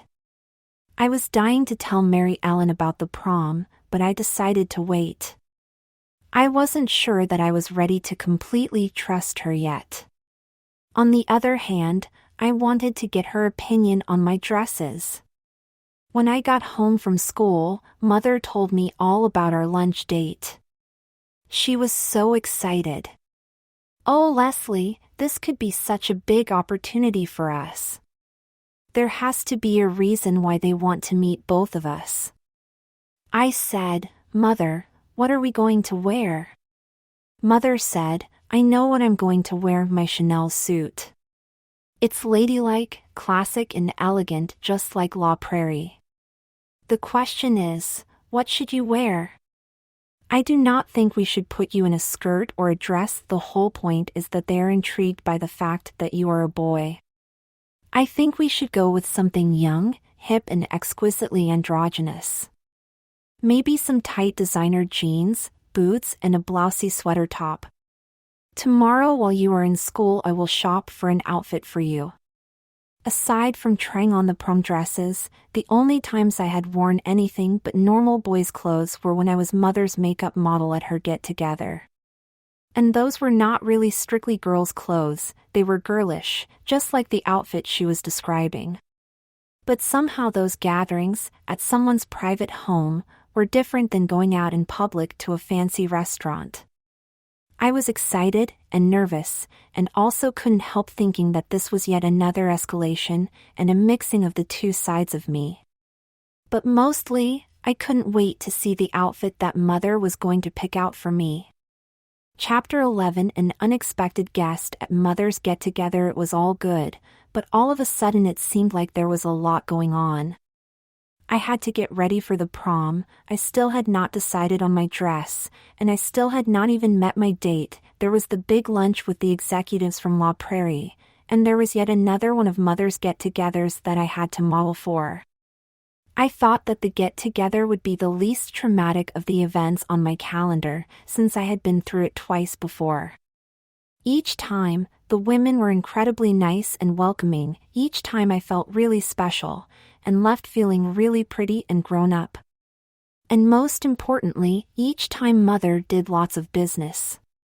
It's funny how success breeds success. The better you do, the more people want to become associated with you. Mother was going to get me a new outfit for our lunch, so for now, I was going to wear my old standby, my white capris and my blue and white striped knit top with the scooped neck and the 3/4 length sleeves. This get-together was the second group of women from Jackie Harris's list. I was no longer so nervous. I knew exactly what Mother was going to say and do, and I knew just how I would look when she was done. Of course, I was still a little nervous about how the women would react, but I was hoping it would go as before. Anyway, like the last event, this one was at Jackie Harris's palatial home. We walked in, and like last time we were showed into the living room. When I got to the living room, I got the shock of my life. There, with 10 middle-aged, well-dressed and well-bred women, was Mary Ellen Moriarty. I almost fell over. I was literally gasping for air. Mother looked at me with concern. One of the women came over and said, "Hello, Linda, I hope you don't mind. I thought I would bring my niece. She is only 12, but she already loves makeup and I thought she would really enjoy watching you work." Mary Ellen looked as shocked as I did. But I have to say, she handled it well. When her aunt went to introduce her, she said, "Oh, we know each other already." Now my mother knew why I was so upset. Mary Ellen came over and gave me a hug, and whispered in my ear, "Don't worry, Leslie. Remember, I told you, your secret is safe with me." That made me breathe a little easier, but all of a sudden I realized that I could not keep maintaining two completely separate lives indefinitely. The rest of the afternoon went by in a blur. Mary Ellen was absolutely floored at how I looked when Mother was done with me, but she seemed impressed more than anything else. She asked her aunt if maybe the four of us could go out for ice cream, but fortunately her aunt said, "Oh honey, I'm not sure Leslie would feel comfortable going out in public wearing all that makeup. Maybe we can all get together another time." I breathed a sigh of relief. I had had enough excitement for one day. As we were leaving, Mary Ellen said to me, "I think it's funny that I was going to invite you over to my house to play with my makeup. I think you should probably invite me to your house to play with yours." I said, "Mary Ellen, that sounds like a great idea. We have lots of fun stuff at my house, and my mom has taught me a lot. I am really glad you are my friend. And by the way, when you come over, I really need your opinion on something." Mary Ellen was intrigued. We made a play date for the next day. I couldn't wait to tell her about the prom, and to show her my dresses. When we got to the car, I could see that Mother was upset. Mother said, "Oh, honey, are you okay? I'm so sorry about this. I guess I should have realized that there was a risk that sooner or later this would have happened." I told Mother that it was okay, that I felt like I could trust Mary Ellen, and that she was my friend. But I said I was pretty nervous about all of this, about people in school finding out about my other life. Mother said, "Of course, honey, I understand. I'm sure it feels that sometimes you feel like you are two different people. And I'm so sorry, honey, because it's really my fault. I'm the one who told you needed to be my practice makeup model, and I'm the one who asked you to be my model at the get-togethers. And I'm the one who put you in a dress when you were 5. Mother was on the verge of tears. I could see that she felt really guilty. I said to her, "Well, Mommy, that may all be true, but no one said I had to enjoy it. And the truth is, I love being girlish. I love it when you put makeup on me. I loved trying on all the dresses. The truth is, I love being like this much more than I like being a normal boy. If anything makes me nervous or upset, it's that I feel like I want more and more of it. That's why I started putting on lipstick when I got home after school. It was like, as soon as I do that, everything feels right. It feels like the real me. Does that make sense? But the thing is, I'm not sure where it all stops. I mean, I can't be girlish in school, right? And one more thing. I'm turning 12, and well, some of the boys in my class are starting puberty. And what happens then? How am I going to be your makeup model then? Oh, Mommy, what am I going to do?" And we both started crying, hugging each other. Mother told me not to worry, that she would figure everything out. She said everything would be okay. And then she said, "Leslie, remember what I told you the other day. No matter what happens, you are always going to be Mommy's pretty girl."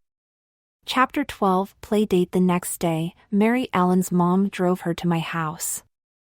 I was very nervous. Mother greeted her at the door.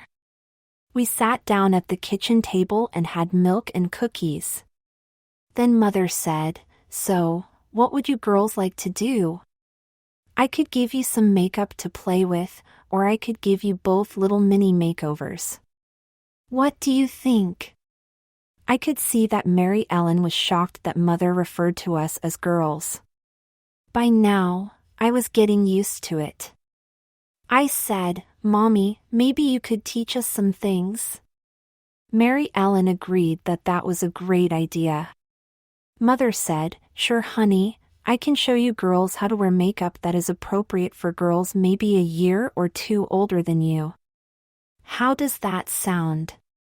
We both said, "Great." And then Mother said, "Leslie, honey, did you tell Mary Ellen about your upcoming date?" I had not. Mary Ellen could not believe that I was going to a prom. And when I told her I was going with a boy, she was even more surprised. She actually looked momentarily disappointed. "Oh, Leslie, I did not know you liked boys." I guess that makes sense.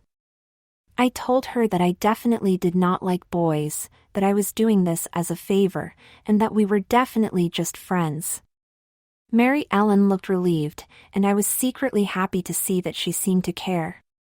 Mother said, "Okay, girls, I will get some makeup and give you 2 a lesson. When we are done, Leslie, maybe you can model your dresses for Mary Ellen and she can help you pick one." This was so great. As much fun as I had when it was just me and Mother, having a girl my age to share this with was something I had never experienced, and I loved it. And if you had told me just a week earlier that Mary Ellen Moriarty would be that girl, I would have thought you were crazy. Mother sat us both down. Okay, Leslie, you are used to wearing makeup, but what we have been doing is inappropriate for a girl your age. We have been using you as a model for, well, for moms who wear lots of makeup. So, you are used to foundation, and eyeliner, and lots of eyeshadow. And 4 different applications for your lips: lipstick, lip liner, a lighter color lipstick in the center for a pouty look, and then lip gloss. But for girls your age, less is definitely more. A little blush on the cheeks, some mascara on top and bottom lashes, and either a little lip gloss or some pale pink lipstick, maybe a little frosted, and that's perfect. Eyeliner is tricky and girls your age typically make a mess of it. Next time, why don't we get a lesson in eyeliner? Mary Ellen was transfixed by everything Mother did. Mother let us practice a few times, and used makeup remover to clean us up so we could try again.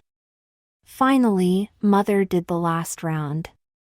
And she said, "Okay, you two, since you have been so good, I am going to put a little liquid eyeliner on your upper lids. This will make you both look a little glamorous, and older than you are. It takes a lot of practice to do this right." By the time Mother was done, Mary Ellen and I were both in love with our new looks. It was hard, looking at myself in the mirror, to go back to being a boring boy with no blush or mascara. Mother said, "Leslie, why don't you run upstairs and start trying on your dresses? Mary Ellen and I will wait down here for you to model them for us." I ran upstairs and put on my bra, panty girdle and pantyhose. I came downstairs, first with the pink confection, then with the gray dress, and then with the other 2. Mary Ellen seemed mesmerized. Finally, she voted. She said she loved them all, but the gray was her favorite, same as me. Mother approved, and said, "We will dress you up with some chandelier earrings and maybe even long white gloves. You will be the prettiest girl at that prom." Mary Ellen went upstairs with me to help me out of my dress. I was standing there, in my bra and my pantyhose. We were both perfectly, beautifully made up. She leaned towards me with her eyes closed, and said, "Oh, Leslie." I leaned toward her, and we kissed. Just gently, but the feeling of my wet, glossy lips on hers was indescribable. It was my first real kiss, ever. I knew that I would always remember this moment. I woke up the next morning feeling like everything that had happened was a dream. I couldn't believe that Mary Ellen and I had done our makeup together, and that I gave her a fashion show with my prom dresses. And we kissed. Did I have a girlfriend now? I wondered. At breakfast, Mother said she would have my lunch outfit for me when I got home. She said that it was casual, but she thought that it was fitting given A, my age, and B, that I was a boy. I knew that whatever she picked would be great. Mother was waiting for me at the door when I got home. I had been thinking all day about what she had bought me.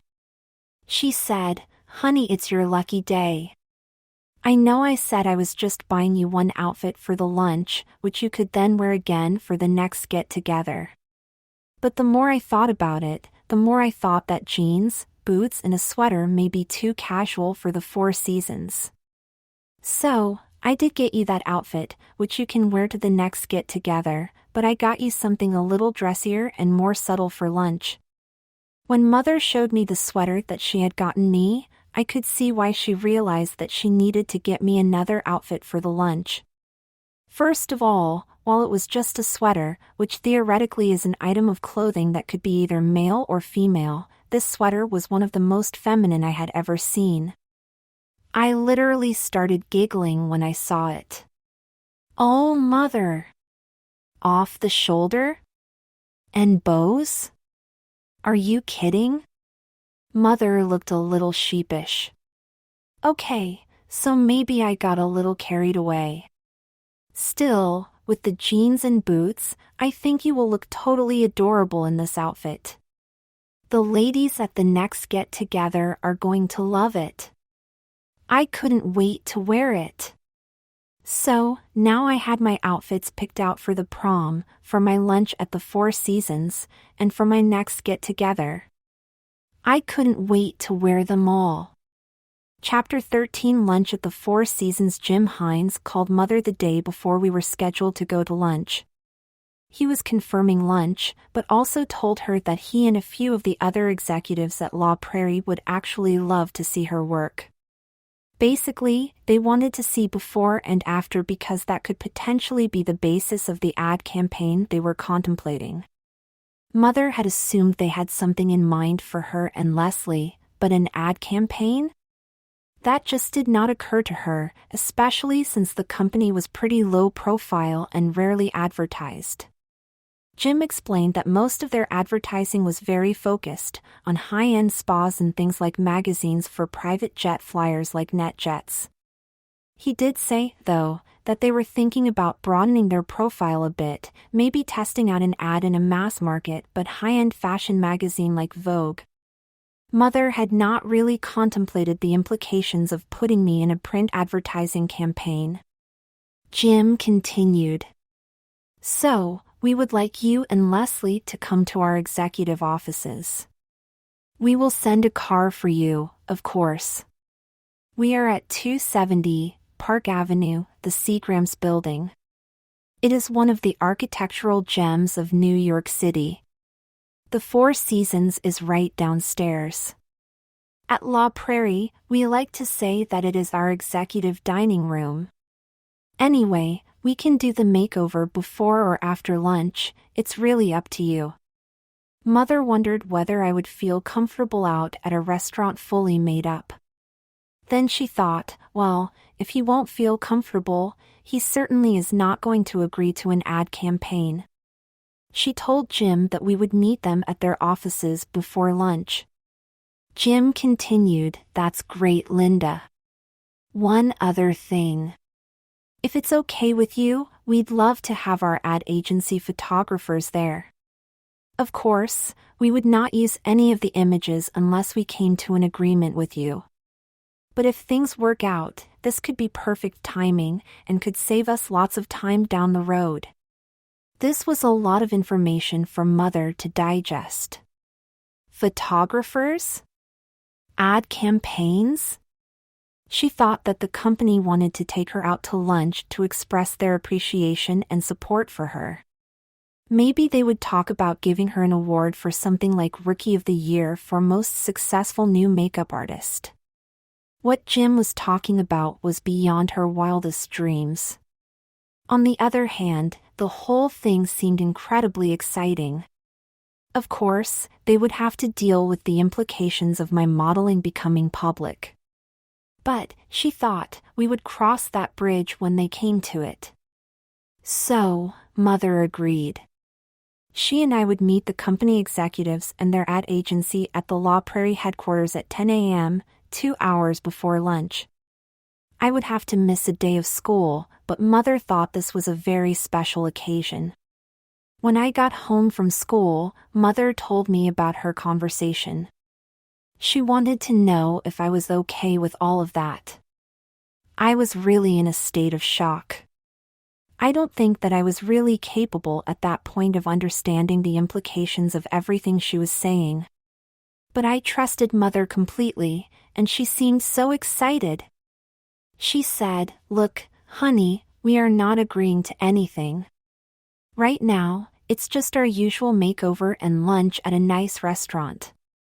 Let's hear what they have to say. When you are made up, no one will think that you are anything other than a beautiful young lady. And when people see us at the Four Seasons with the La Prairie executives, they will assume you are one of their models. So, are you okay with this? Somewhat numbly, I shook my head yes. Mother hugged me. Come on, sweetie, let's take a ride. I want to get you something special. We drove to a jewelry store in town. Mother said to the jeweler, I don't really understand boys today, but my son has been bothering me to get his ears pierced. The jeweler smiled. Well, lots of boys are getting an ear pierced. Not too many get both, but we do get that every once in a while. Come in the back, son, this will only take a minute. 10 minutes later, I had 2 little gold studs in my ears. Before we left the store, Mother asked to see a pair of large diamond hoop earrings. Oh, these are beautiful, she said. I'll take them. She bent over and whispered in my ear, for my prom princess. I had trouble sleeping that night. I tossed and turned, thinking about the next day. But at some point I must have fallen asleep, because there was Mother, gently shaking me awake. Big day, pretty girl. Rise and shine. After breakfast, Mother said, you are just wearing pants and a knit top. But I want you to feel special and girly today. I am going to make you a bubble bath. Then we'll shave your legs and moisturize, okay? At that point I really only had peach fuzz on my legs, but that sounded lovely. And it did make me feel that way. I loved having Mother shave my legs. It made me feel both exquisitely feminine and so close to her. After she helped me moisturize, she put some bath powder on me. I smelled delicious. Finally Mother sat me down and said, okay, Mani Paddy. We will use clear polish. I don't think anyone at school will notice. I was doubtful about that last part, but I did not object. Having Mother paint my toenails, even with clear polish, was amazing. Like wearing lipstick, this was definitely something I could get addicted to. I was now ready to get dressed. Mother gave me a new pair of panties and a little cotton cami to wear under my top. It was the first time I had worn anything like that. Like everything else we had done that morning, it made me feel so girly. We arrived at the offices at 10 a.m. We were showed into a large conference room. After a few minutes, Jim and 2 very attractive women joined us. Everyone was introduced all around. The older woman was introduced as Dr. Spiracai. They did not tell us what kind of doctor she was, but she was their head of research and development. The younger woman, Tracy, was the head of marketing. She said, "Oh, Leslie, even without a stitch of makeup on, you are gorgeous. Not only that, your face looks like it was made for makeup. Perfect cheekbones. Doe-like eyes. Perfectly shaped lips." Mother joked, "You mean it's not my artistry that's making him beautiful?" Everyone laughed at that. Tracy double-checked to make sure it was okay for them to bring the photographer in. She said Mother should just do her thing and the photographer would try to stay out of the way. Once Mother started, I relaxed, because I had been through this so many times before. She relaxed too, because now she was in her element. The executives were respectfully quiet, but once in a while one of them would whisper to the other, "Oh, do you see how she is using the darker foundation to slim his nose line and things like that?" They were clearly impressed with Mother's expertise. Finally, she was done. Other than the photographers moving their lighting and screens, and the snapping of their digital camera shutters, the room was completely quiet.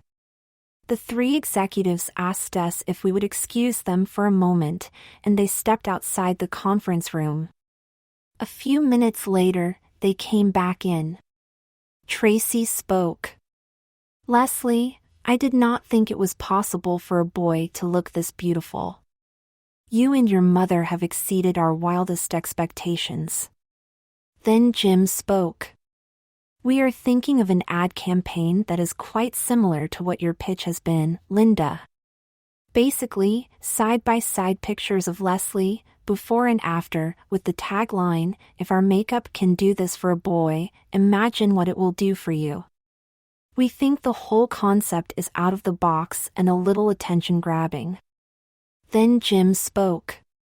We would like to sign you both up for a 1-year contract. If the campaign is successful, we will extend it. We are prepared to offer you $100,000 for the first year. If we decide to renew, the second year could be easily double that. And of course, Linda, this should propel your own business through the roof. We both sat there dumbfounded. If this worked out, it could end up completely paying for my college education. Mother was about to accept when the Dr. Spiricai spoke. There's just one more thing. You see, the company is obviously planning on making a large investment in you. And, well, we are a little concerned about puberty. If Leslie should enter puberty anytime soon, it could completely change his look and make the ad campaign useless. So, we would insist that Leslie take hormone blockers for the duration of the campaign. This would keep puberty at bay, but would not give him any female sex characteristics. And there is nothing permanent about it. It is just delaying things a bit, that's all. Of course, it would all have to be approved of and supervised by a physician. And of course, we would require a confidentiality agreement. We would not want the public to think you were taking anything artificial to look this way. We have the name of an excellent physician who would work with us on this. Needless to say, the company will pay for all of the costs associated with this treatment. Mother was stuttering. I don't know what to say. Dr. Spiricai spoke. We know this is a lot to digest, and it may seem like a radical step. I would tell you, though, that there are thousands of gender dysphoric boys in this country who are currently taking blockers.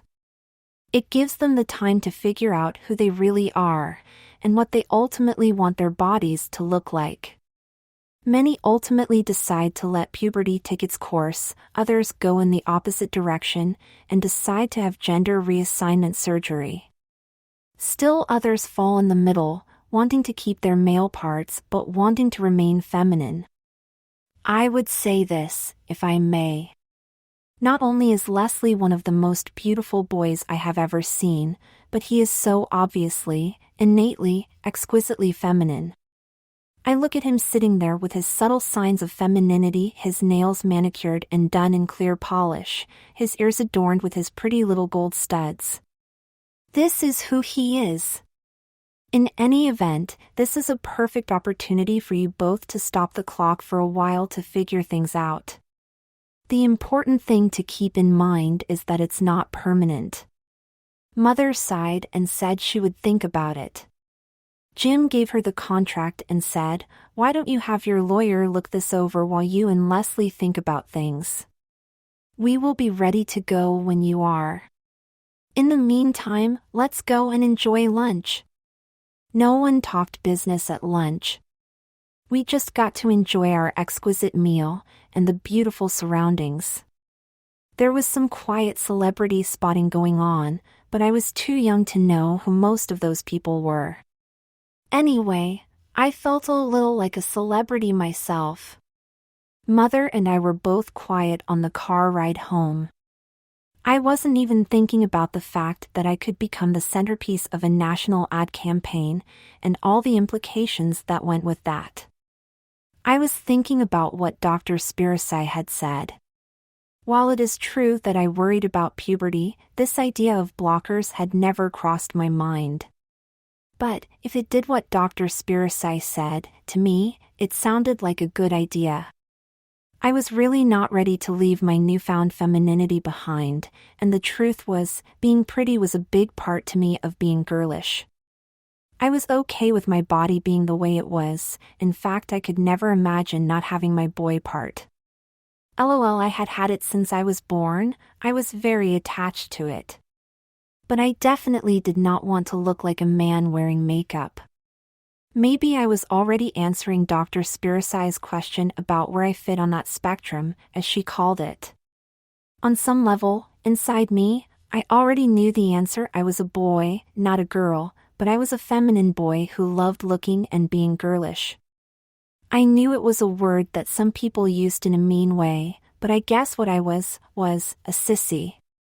And maybe instead of feeling bad about that, I should be proud of it. Finally, Mother spoke. Honey, it feels like everything is happening so fast. Do you want to take a break from all of this for a while and slow things down? I know we made a commitment for you to go to the prom with Tommy, but if you are uncomfortable, we can back out. I told Mother that it did feel like things were happening fast, but I thought that I was okay. And I told her that in any event, I had made a promise to Tommy, and I would honor that no matter what. Mother said, "Oh, honey, I'm so proud of you. Okay, let's get through this prom and then we will figure things out. In the meantime, I am going to make sure you have the most amazing time. We are going to make sure you are the prettiest girl there. We are going to spend a whole day getting you ready. How does that sound?" I told Mother that it sounded amazing. But then I said, "Mommy, I have a favor to ask. I think Mary Ellen has sort of become my girlfriend. And I feel a little bad about going to the prom with someone else, even though Tommy and I are just friends. Do you think it would be okay if I invited her to spend the day with us, helping me to get ready?" Mother said, "Oh, honey, that's a lovely idea. Of course we can." With that concern now taken care of, I was looking forward to my big night. Chapter 14, Getting Ready for the Prom. The big day was finally here. I had asked Mary Ellen if she would like to spend the day getting ready with me, and she was thrilled. She thought it was the sweetest thing that I had asked her. Mother said that I could lounge around the house in the morning, and preparations would begin in earnest after lunch. Mary Ellen's mom would drop her off at our house just before lunch. First stop, the nail salon. Monty Pettis for me, Mother and Mary Ellen. Mother picked a color that would go with the dress. It was kind of a peach. She said that peach tones went really nicely with gray, and that we would follow that through on my makeup. This was the first time I had ever been to a nail salon. I just loved the whole thing, as if I had somehow been granted access to an exclusive club. And it was so much fun for the three of us to be sitting on these big chairs, cotton between our toes as the ladies worked on us. This was yet one more feminine experience that I knew I would want to repeat again and again. Next stop, hair salon. Mother had already gotten me a somewhat feminine cut for her first get-together, so this was really just a trim, with a wash and blowout. And although Mother had been maintaining my brows, she told the stylist to add a little bit more arch, just for this one night. Back to the house. With my hair done, and my nails done, I was already feeling like a princess. Mother told me that I would first put on my padded panty girdle and bra. Then she would give me one of her housecoats to wear while she did my makeup, so I wouldn't get any on the dress, and then finally the dress. Mother laid out all the undergarments on her bed. There was also a box there. She told me to open it. Inside were 2 small silicone breast forms. They looked and felt completely realistic. Mother told me that since I was going to be with older girls, she thought this would be a nice touch. Mary Ellen was wide-eyed. Mother helped me put them on. Mother told me that the women who wore these called them chicken cutlets. I thought this was a little gross, but whatever. Wearing these breast forms was another new and totally strange feeling. This was a lot different from wearing a padded bra. I mean, it felt like I had breasts. I loved the feeling of the slight weight on my chest. They really felt like they were a part of me. And this confused me even more. Because in the car back from our lunch, I had thought I knew the answer: blockers, but no hormones. I did not want to be a man, but I did not want any girl parts either. Now, with the feeling of these realistic, small breasts on my chest, I was not so sure. Maybe I would like a little bit of a girlish figure. Oh my, I felt so confused. I was finally ready for my makeup. Although I had been through this dozens of times before, this time felt special. And it was special because Mother had yet another surprise for me: MAC false eyelashes. They were so glamorous. Mother really took her time. I loved how she explained every little thing to me and Mary Ellen while she worked. It was a Saturday night and a special occasion, so she was going glam. Lots of mascara and eyeliner to go with the eyelashes, along with smoky eyes with a gray palette. Blush had a peachy tint, and my lipstick was a beautiful coral color. Mother gave me a pair of her Beatrix on Nida peep toe pumps that she said went perfectly with the dress. The shoes had lots of shimmering rhinestones. LOL, I made a mental note that Mother and I now had the same shoe size, and that she had dozens of pairs of beautiful shoes. Next, perfume. Mother wore Chanel No. 5, but she said that she thought Chanel's Coco was younger and more fitting for me. She gave me my very first bottle of perfume. The scent was heavenly. Mother then took out my little gold studs and put in the diamond hoops. She told me that I was not supposed to remove the studs for a few weeks, but she thought that just a few hours with the diamond earrings would be okay. Then a pretty, vintage rhinestone hair clip. Finally, she gave me her white gold and diamond Rolex to wear. It was fabulous, but I actually told her no. I would be worried the whole night about losing it. And of course, even though it didn't really go with the other jewelry and accessories I was wearing, my heart-shaped locket with the tiny picture of me and Mother from when I was young. When I showed Mary Ellen, once again her eyes opened wide in surprise. I was ready. Suddenly I heard a car pull up. I peeked through the window and saw a big black limo in the driveway. Out stepped Tommy, looking handsome but nervous in his tux. He rang the doorbell and Mother let him in. I knew his mother had told him that I was as pretty as a girl, but of course he had his doubts. The look on his face was priceless. I could see that he was totally shocked. And then he smiled when he realized that he really would be going to the prom with the prettiest girl. He went to shake my hand and to hand me a corsage. Even though Mary Ellen was standing there, and I did not want to make her jealous, and even though he was a boy, and I did not like boys, I couldn't resist giving him a little kiss on the cheek. He blushed furiously, and I reveled in my girlishness. I giggled, "Oh, now you have lipstick on your cheek. I am going to have to reapply." Mother said, "Oh, my, that reminds me. Here is your purse." It was a beautiful little jeweled clutch. Mother told me it was made by someone named Judith Lieber. Inside was my lipstick, a compact, $50, and a tampon. I looked at Mother. "Mother, it's not for you, silly. In case one of the girls needs one. It's a nice way to make friends." This of course reminded me that I would probably experience another first using the ladies' room. I hope I knew what to do. The prom itself was fine. I didn't know anyone, and Tommy really didn't have very many friends, and neither one of us really loved to dance, so we spent most of the evening just talking. There did seem to be a fair number of kids looking our way. I think they were surprised to see Tommy with a pretty girl. A few of the girls were curious, and bold enough to come over and check out the competition, so they introduced themselves. I was nervous, and pretty quiet. The truth is, I was intimidated by these high school girls. But all in all, it was pretty uneventful.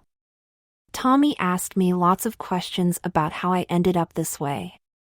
He seemed very interested, which was nice, because most boys usually just want to talk about themselves. I basically told him everything. He was quiet for a moment, and then said, "Can I tell you something?" I said, "Sure, anything." And he said, "Well, no one knows this, but sometimes I try on my sister's stuff. I have been doing it since I was little." I said, "Really?" "Well, Tommy, your secret is safe with me. But I will say this. If you have been trying on your sister's things for a long time, I would be very surprised if either your sister or your mother had no idea." He looked concerned. I continued, "But I really wouldn't worry about it. If it really bothered your mom, I'm sure she would have said something. Anyway, remember, this prom was her idea, so she is obviously okay with boys dressing up as girls. Maybe you should talk to her." He said, "Oh, I could never." I grabbed him by the hand and said, "Come on, let's get some air." We walked outside, around the corner of the building. Anyone else who was out there was not looking at us because they were busy making out. I told him to close his eyes. I took out my lipstick. And I slowly put it on him. He was shaking. I knew this was a moment he would remember for the rest of his life. I took out my compact and showed him what his lips looked like. He was mesmerized. I can't go back in there looking like this." "No, Tommy, you can't. Come on, let's head back to the limo. And Tommy, I want you to promise me you will have a conversation with your mother, okay? I promise you, everything will be okay." And with that, I gave him another gentle kiss, this time on the lips. I couldn't believe that I had just kissed a boy on the lips, but since he was wearing lipstick, I closed my eyes, and made believe it was Mary Ellen I kissed, and it was okay. I was home by midnight. Mother was waiting up for me. I told her I had a lovely evening, and Tommy was a perfect gentleman. And I giggled, or a perfect lady. Mother looked at me quizzically, and I said, "I'll explain everything tomorrow. Let's just say I'm not the only one who looks pretty in coral lipstick." Mother's eyes widened and she said, "Oh my." She helped me get undressed and clean off my makeup, and it was off to bed. My night as a princess was over. I woke up the next morning and sat down at the kitchen table. Mother brought me breakfast. I said, "Mother, I think I would like to see that doctor." Mother leaned over and kissed me on the head. "Okay, sweetie, I'll make an appointment. I have a feeling when I mention Dr. Spiracai, they will take us right away." I could tell that Mother looked a little troubled, but I was not. I felt like I knew who I was, and what I wanted. Chapter 15, the end of our story, or a new beginning? Dr. Helen Young was a nationally recognized specialist in the field of gender dysphoria. Normally there was a wait of several months to see her. But when we mentioned Dr. Spiracai, they gave us an appointment for the next week. Mother and I walked into the waiting room. I was wearing my new, off-the-shoulder sweater with the ribbons and bows. I was also wearing my pearl earrings. Before we had left the house, Mother had given me a pair of pearl earrings that her mother had given her for her sweet 16. I thought they went perfectly with the sweater. There were only two other people there, a woman who looked to be about Mother's age, who may have been the only woman I have ever seen who was as beautiful as Mother, and the child with her, who looked to be about my age. Anyone else would have thought this beautiful creature was a girl, but I knew better. This was a breathtakingly pretty, feminine, girlish boy, not a girl. It was a little like looking into a mirror. We sat down. The woman looked at Mother and smiled. "Hi, I'm Phyllis Brown, and this is my son, Sandy." Mother smiled back. "So nice to meet you. I'm Linda, and this is my son Leslie." I looked at Sandy, and it almost felt like the room was spinning. Even though I knew I had never met this person before, I had this deep sense of recognition and familiarity.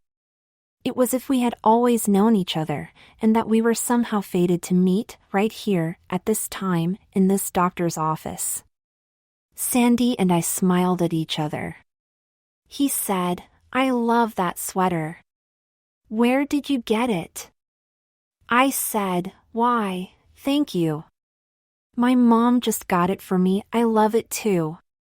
It's from a company called Boston Proper. You should check it out. They have lots of things that are very feminine, but that, boys like us could wear." "Oh, great, thanks. I will." I had a feeling this was going to be the beginning of a beautiful friendship.